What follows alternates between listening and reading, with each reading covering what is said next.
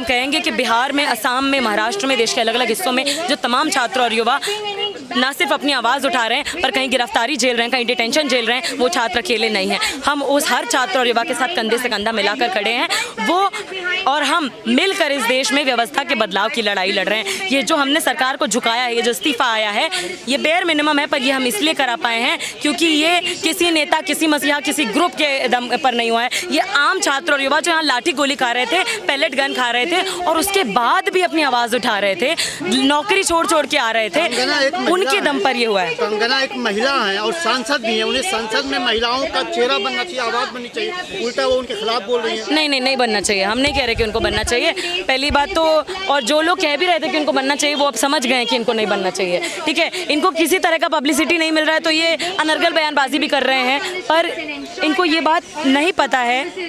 जैसे कि हम कह रहे हैं, इन्होंने अपना अनावरण खुद कर लिया। हम नहीं सरप्राइज हैं इनकी कमेंटबाजी से, क्योंकि अब जनता जो इनका चेहरा पहले नहीं देख पा रही थी वो अब देख पा रही है। बीजेपी सरकार शायद भूल गई है कि पिछले आम चुनाव में महज इनको 36% लोगों ने वोट दिया था, हालांकि उनके बच्चे भी नीट में धांधली, नेट में वैकेंसीज में धांधली, इन सबसे परेशान हैं। और आज वो भी जान चुके हैं कि ये सरकार, ये व्यवस्था किसी की सगी नहीं है, और खासकर इस देश के बहुसंख्यक छात्रों, युवाओं, आम परिवारों की तो बिल्कुल भी नहीं है।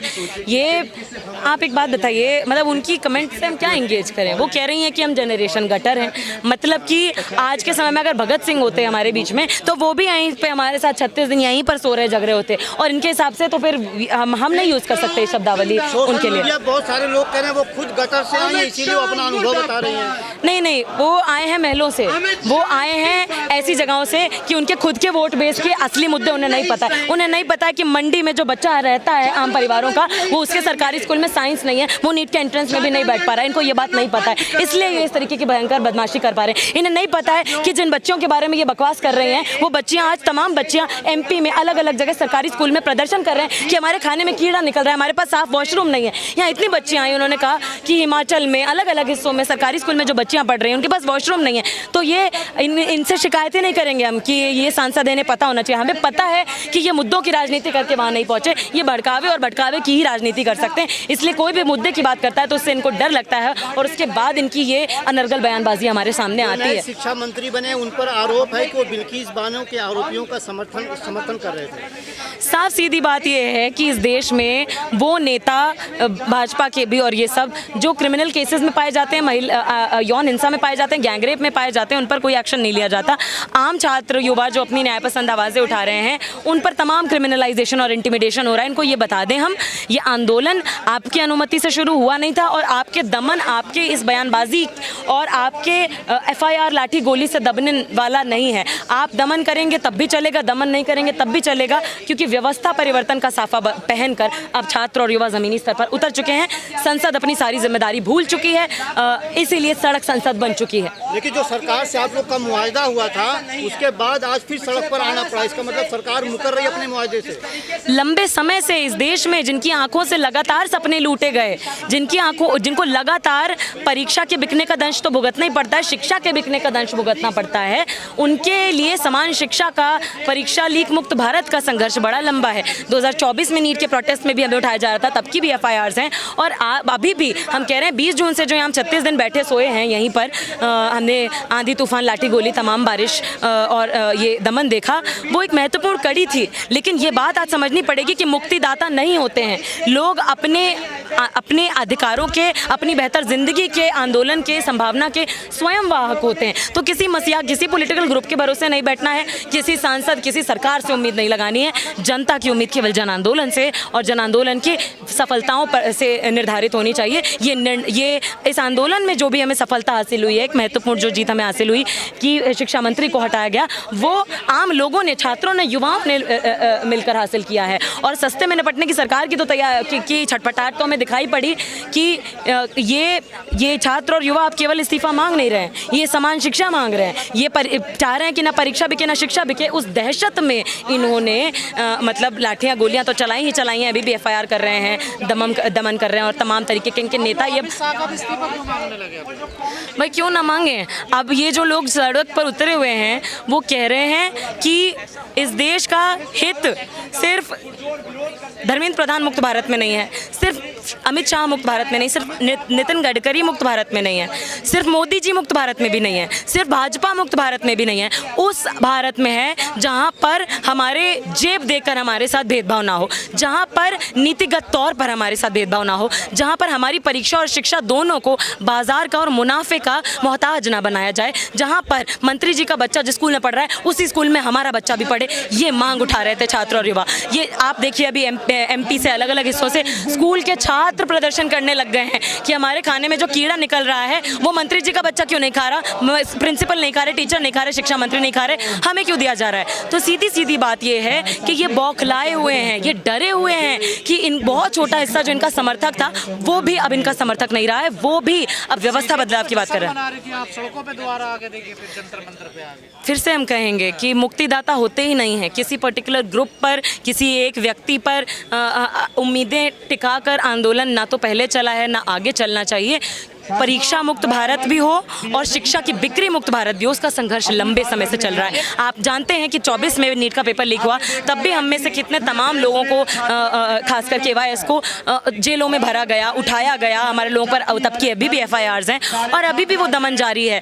तो असली वाहक है इस आंदोलन के आप और हम, जो सड़क पर उतर कर लगातार संघर्ष करते हैं, जो लड़ाई पढ़ाई साथ साथ करते हैं, जो ये सुनिश्चित करते हैं कि हम नौकरी भी अगर कर रहे हैं तो नौकरी छोड़कर भी या फिर नौकरी के साथ साथ भी आंदोलन में अपनी सक्रिय भागीदारी निभाएंगे। हम इस आंदोलन के वाहक हैं, हम इस आंदोलन की निर्णयात्मक कड़ी हैं और किसी हमें सुनिश्चित करना पड़ेगा। मार्च ने पूरे देश में एक उम्मीद की किरण जगाई है। देखिए सीधी सीधी बात यह है, अब आप और भी साथी जुड़ रहे हैं तो कुछ बातों मुझे दोहरानी भी पड़ेंगी कि ये आंदोलन आपकी अनुमति से शुरू नहीं हुआ था और आपके दमन से, आपकी गिरफ्तारी से, आपकी डिटेंशन से रुकने वाला नहीं है, झुकने वाला नहीं है, बंद नहीं होने वाला है। सीधी सीधी बात यह है कि जितना दमन तेज करेंगे आप, उतना आप अपने जनाजे का सामान तैयार कर रहे हैं।